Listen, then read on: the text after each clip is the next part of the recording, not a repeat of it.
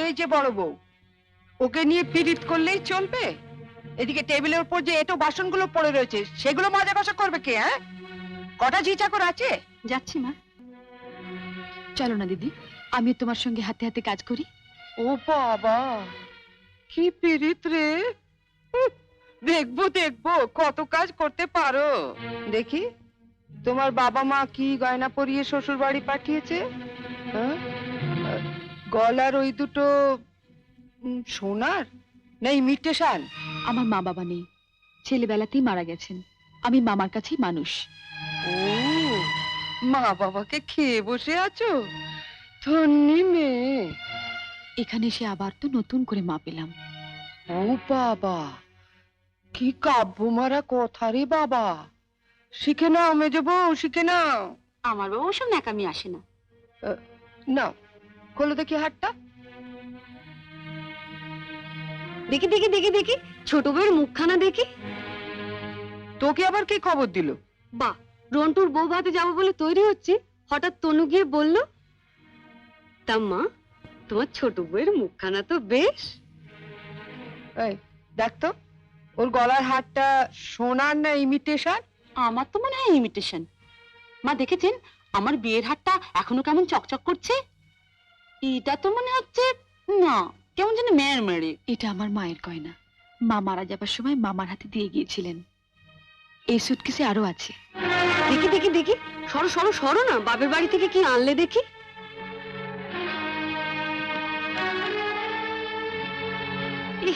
এ কি শাড়ি গো! ই মেয়ে, এ নিশ্চয়ই কোনো ভিখারি বাড়ির মেয়েকে বিয়ে করেছে তনু। আমাদের বাড়ি ঝিরাও এর কাপড় পরে না। ছি, ছি। দেখ দেখ, ইরে বাবা, লাল লাল হয়ে যাচ্ছে দেখি। পাউডার। মা মা, আমি ঠিক বলছি মা, এ নিশ্চয়ই কোনো বস্তি বাড়ি মেয়ে, নইলে বিয়েতে কেউ এরকম শাড়ি দেয়? দেখ দেখ, বাহ, এই শাড়িটা কিন্তু বেশ, তাই না মেজে বৌদি? মোটামুটি। হ্যাঁ মা, আমাদের এখন আমাগুলো মানিয়েছে। খুব সুন্দর মানিয়েছে, ভালো, খুব সুন্দর। আমি এই শাড়িটা নিয়ে যাচ্ছি, রন্টুর বউ ভাতে পরে যাব। শোনো, রাত্রিবেলায় ভালো করে আমি এসে সুটকেসটা ঘেটে দেখবো, কিছু যেন শরীর রেখো না। মা, নজর রেখো। শাড়িটা রেখে যাও। রেখে যাবে মানে? শুনলে না, ও এটা পরে ওর বন্ধুর বউ ভাতে যাবে। বউ ভাতে যাবে? নিজের শাড়ি পরে যাক।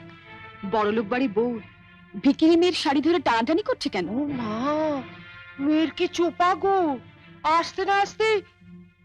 আমি বলছি শাড়িটা ছাড়ো। না, আপনার মেয়ে না বলছিল আমার মামা যেসব শাড়ি দিয়েছে তা নাকি ওদের বাড়ি ঝিও পড়ে না?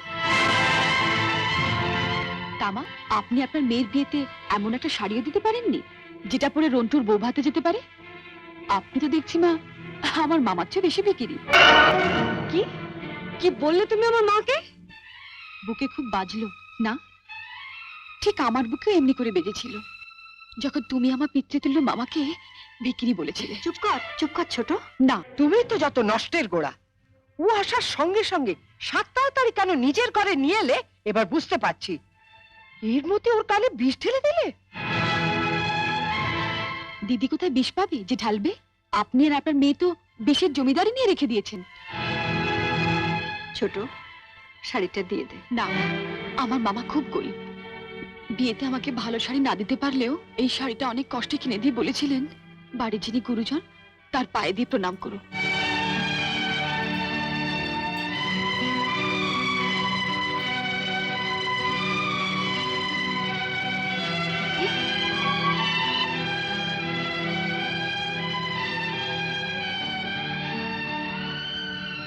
এ কি করলি হতভাগী? মা থাকতে আমাকে।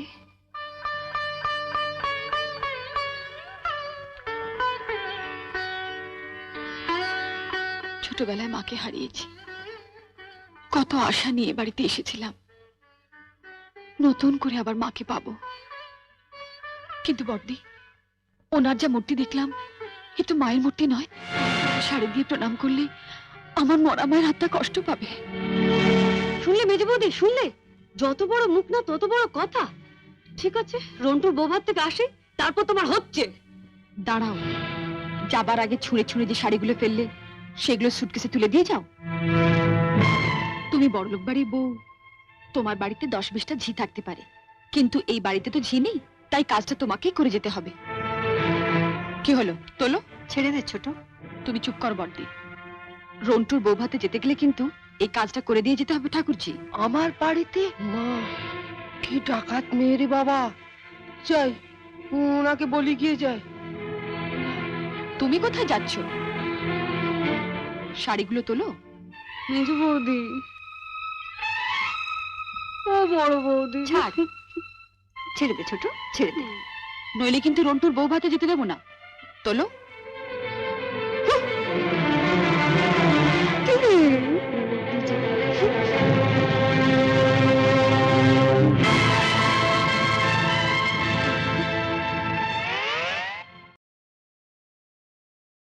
তো বন্ধুরা, দেখলে আমি সব পার্টটা করলাম, আর কেমন হয়েছে অবশ্যই জানিও। অনেক কষ্ট হয়েছে, দেখো কি অবস্থা, দুদিকের ফুল আলাদা আলাদা, সাজতে অনেক কষ্ট হয়েছে। আর শাশুড়ির সাজটা তো ভীষণই কষ্ট হয়েছে, দেখো গায়েটায় পাউডার হয়ে সাদা চুলের জন্য লেগে আছে। তো যাই হোক, কেমন হয়েছে জানিও, এরকম ভিডিও চাইলে কমেন্টে জানিও। Tata, thanks for watching, please subscribe.